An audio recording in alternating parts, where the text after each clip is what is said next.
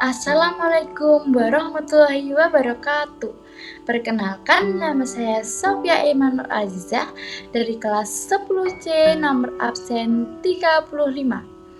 Di sini saya akan mempresentasikan sejarah Kerajaan Jenggala.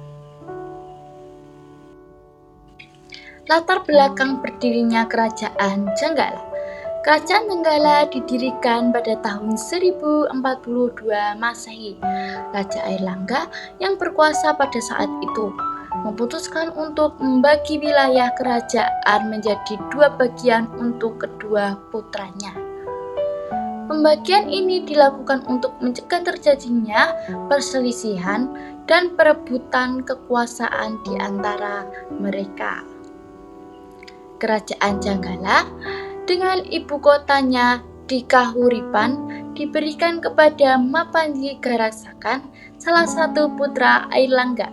Sementara itu, putra Airlangga yang lain, Sri Samariwijaya, menerima wilayah Kerajaan Panjalu atau Kediri dengan pusat pemerintahan di Daha. Langkah pembagian wilayah kerajaan ini merupakan keputusan bijaksana dari Raja Airlangga. Dengan demikian, kedua putranya dapat memerintah wilayah masing-masing dengan tenang dan tanpa konflik. Kerajaan Jenggala pun berdiri sebagai kerajaan yang berdaulat meskipun akhirnya bergabung kembali dengan Kerajaan Kediri setelah mengalami kekalahan dalam peperangan. Masa kejayaan Kerajaan Jenggala tidak berlangsung lama. Kerajaan ini hanya bertahan sekitar 90 tahun, dari tahun 1042 Masehi hingga sekitar tahun 1135 Masehi. Meskipun demikian, pada masa pemerintahan Mapanji Garaksakan tahun 1042 sampai 1052 Masehi, Kerajaan Jenggala mengalami perkembangan yang cukup pesat. Pada masa pemerintahannya, Mapanji Garaksakan berhasil mengalahkan Kerajaan Panjalu dan memperluas wilayah kekuasaan Kerajaan Jenggala. Selain itu, ia juga membangun berbagai infrastruktur seperti jalan, jembatan, dan irigasi untuk meningkatkan perekonomian kerajaan. Setelah Mapanji Garaksakan wafat, Kerajaan Jenggala mulai mengalami kemunduran. Hal ini disebabkan oleh konflik internal dan serangan dari kerajaan lain. Pada akhirnya, Kerajaan Jenggala ditaklukkan oleh Kerajaan Panjalu pada tahun 1130-an. Fase kemunduran, fase kerajaan runtuh atau bahkan sampai hilang. Kerajaan Jenggala mengalami kemunduran setelah kematian Mapanji Garaksakan. Konflik internal dan perebutan kekuasaan melemahkan kerajaan ini. Serangan dari kerajaan lain, terutama Kerajaan Panjalu atau Kediri, juga menjadi faktor penting dalam kemunduran Jenggala. Puncak kemunduran Kerajaan Jenggala terjadi pada masa pemerintahan Raja Alanjung Ayeswara.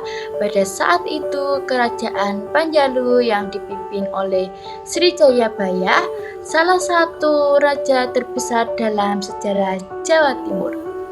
Semakin kuat, Srijayabaya yang terkenal dengan ramalan berhasil mengalahkan Kerajaan Jenggala dan menyatukan kembali dengan Panjalu. Pada akhirnya, Kerajaan Jenggala ditaklukkan oleh Kerajaan Panjalu pada tahun 1135 Masehi. Dengan demikian, berakhirlah riwayat Kerajaan Jenggala sebagai sebuah kerajaan yang berdaulat.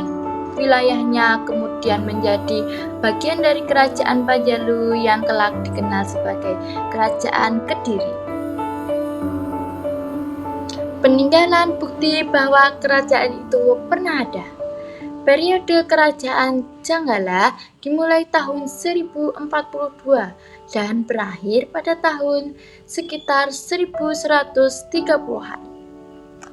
Salah satu kerajaan Nusantara yang berlokasi di Kabupaten Sidoarjo, Jawa Timur, cukup minim diketahui mengenai peninggalan situsnya. Berikut ini beberapa situs peninggalan kerajaan Janggala yang ada dalam catatan sejarah. Yang pertama ada Prasasti Turun Hayang II dan Sirang Keting.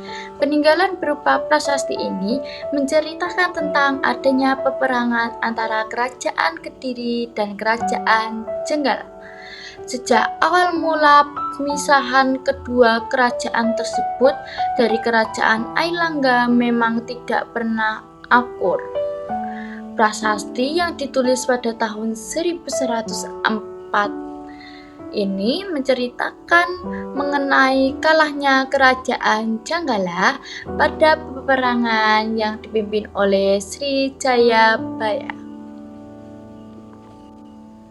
Yang kedua ada Candi Brada. Kerajaan Janggala adalah salah satu kerajaan bercorak agama Hindu dan Buddha, sehingga tak heran jika candi menjadi salah satu situs peninggalannya.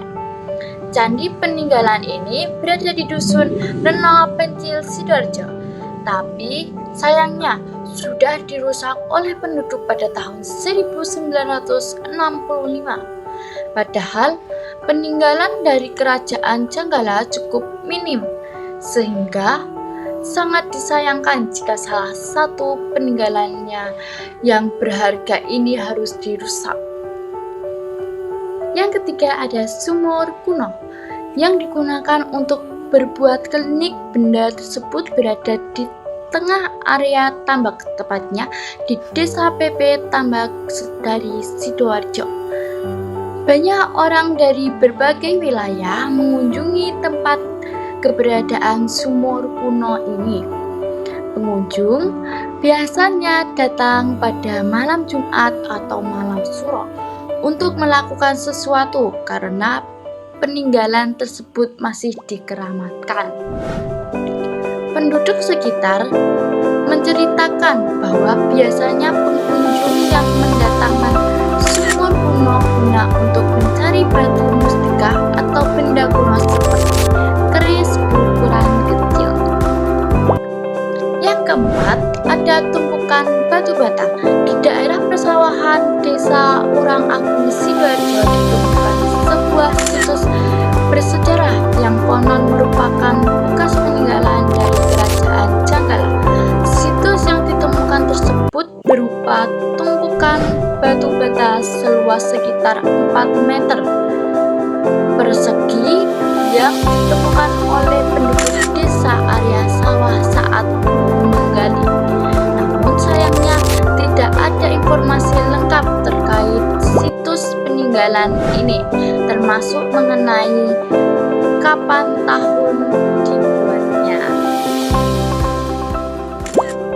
Sekian dari saya, ada kurangnya mohon maaf.